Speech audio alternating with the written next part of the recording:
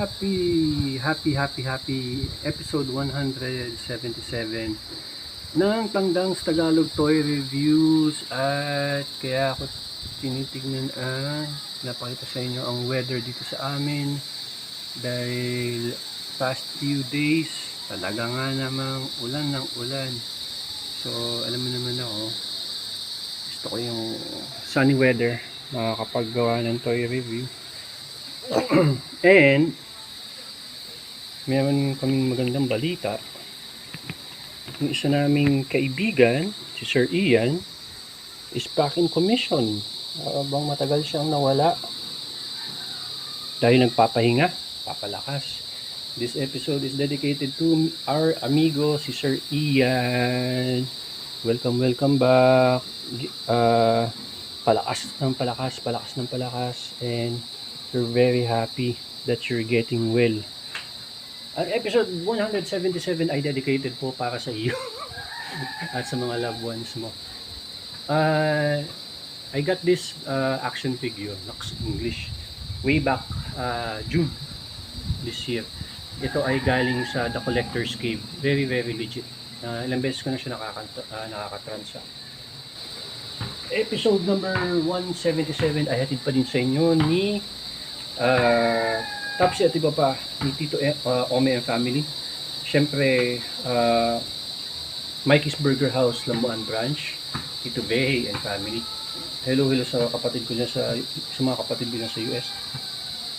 Si Bella at si Gory, mga pinsan ko dyan. Si Tito Gary nga pala, hello and family. At get well soon sa best friend ko si Doc. Siyempre, best friend ko yan. At yung family niya. All the way from Lipa City. Get well soon. Best friend. Wala ko. Inahanda ako ng papilagan. Ay. Lolo nga pala sa mga makukulit kong mga teammates, sa mga bata ko dyan. Sa mga co-TLs ko. Lolo ko TL Tosh. Okay. Siyempre sa misis ko, belated happy birthday. Episode number 177 ay tutorial review natin ay ito. Si Green Lantern Kyle Rayner. Ngayon, hindi naman ako Green Lantern fan. Pero siyempre, may mga Green Lantern ako na pinukulit. So, mostly familiar lang ako kay Hal Jordan, yung mga basic. Yan. Ito rin nakuha ko kay The Collector's Cave, very legit. Out of the box na siya. So, wala siyang card, wala siyang box. May stand lang yata siya. So, yun. Okay naman siya. So, totoy review natin si Kyle Rayner. A little info. So, di ba, para din sa mga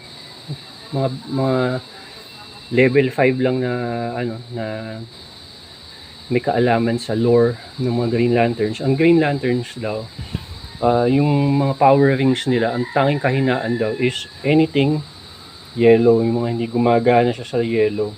Color yellow. So, correct me if I'm wrong.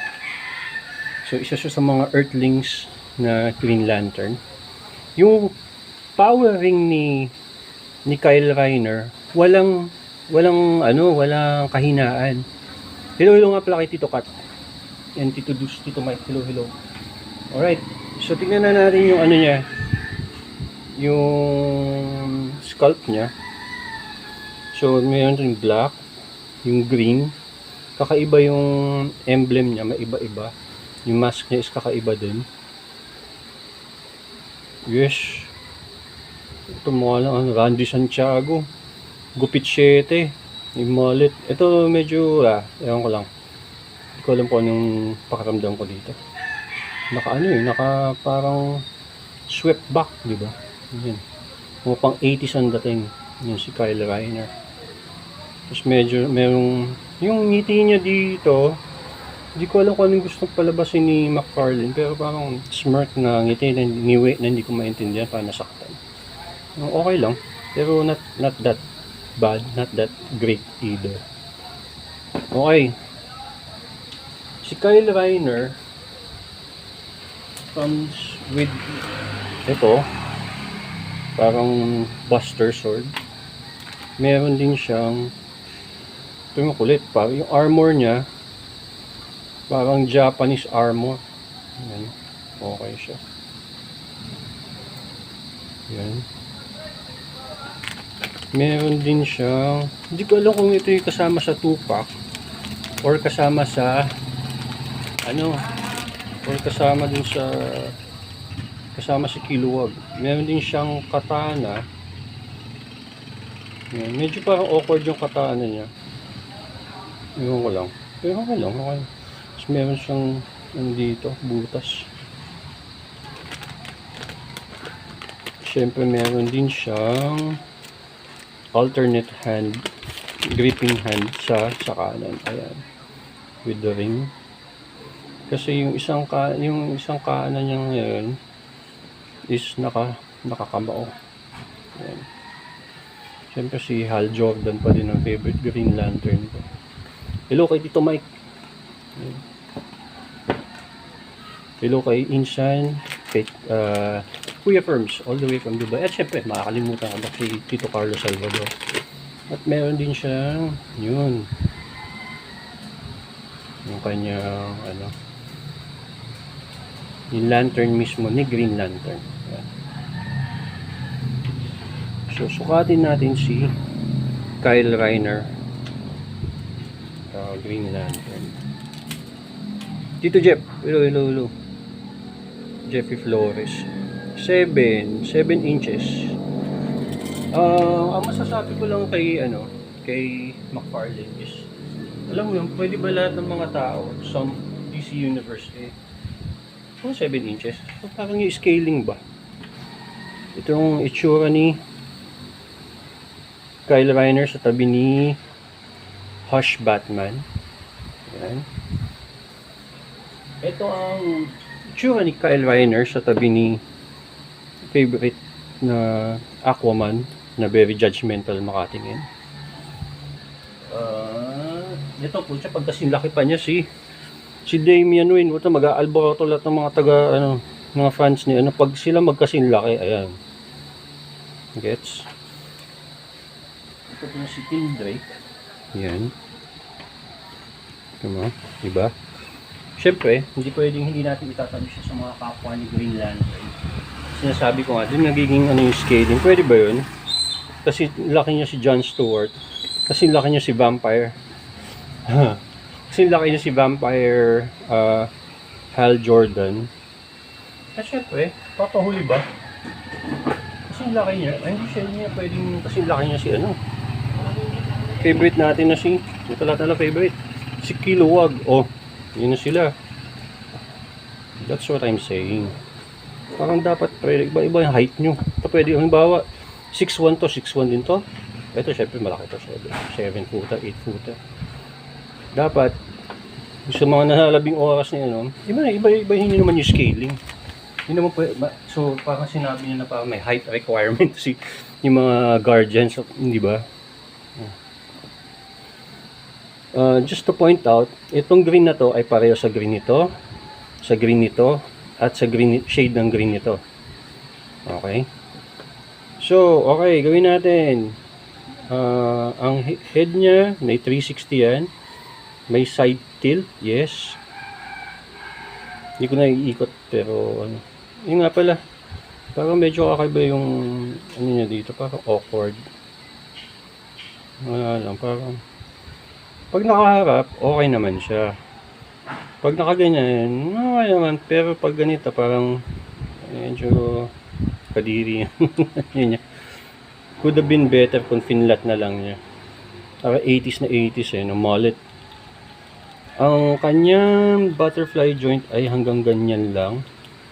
Halos wala nga. Yun. Very, very limited. Ikot, yes. Taas ganun. Taas, syempre. Itong swivel na to ay iba. I mean, separate siya. Double, it's very okay. Hindi siya masagwa. Sa kamay, naiikot. Yun. Hindi masagwa at all. Yan. Ang ab crunch niya, Yoko ay hanggang doon. Lia, itong part na to hanggang doon. Siyempre, obvious naman ito, naiikot. Pero, almost, ano yung silbi niya? Halos wala.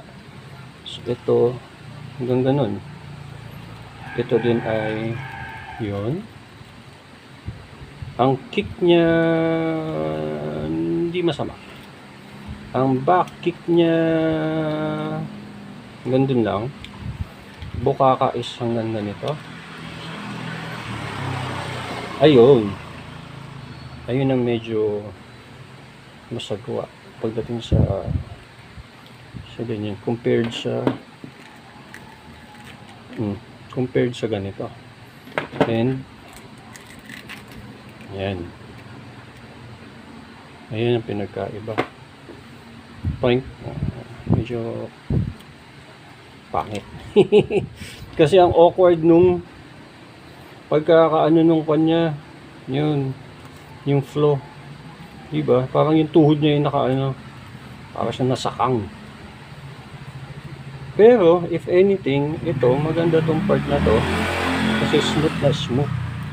Ayan, ito. Yun.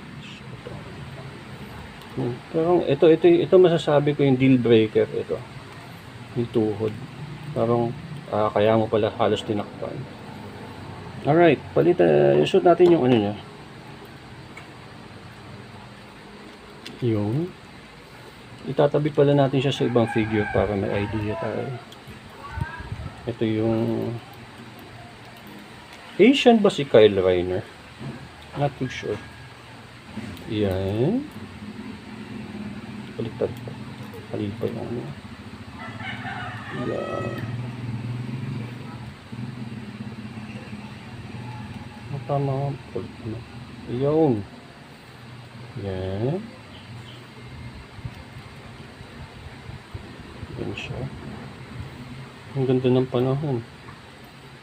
Tapos, pag pinalitan natin yung ano niya, very straightforward. Ayan. Itong katana niya, awkward yung ano yun. Siguro maano ko pa ito. Ayan. Ang tanong, playability. Okay lang. Pwede siya pang bagdagulan. Yun nga lang, kung ipapalaro nyo sa anak nyo, ito nagkaroon ng paint chip, ganito, ganyan. Wala, iyak ka. The reason why I bought this box is, hanggat maaari, nangungulekta ako ng mga Green Lanterns. Hindi ko naman kailangan kompletuhin, pero yung mga Green Lanterns na familiar lang ako. Teka, tabi natin to sa ibang figures natin para may comparison tayo. Ganito siya kalaki pag tinabi mo siya kay Hasbro G.I. Joe store masyado. Ganito siya pag tinabi mo siya kay Jada Guile. Kasi nga 7 inches, ito 6 something. At pag tinabi mo siya kay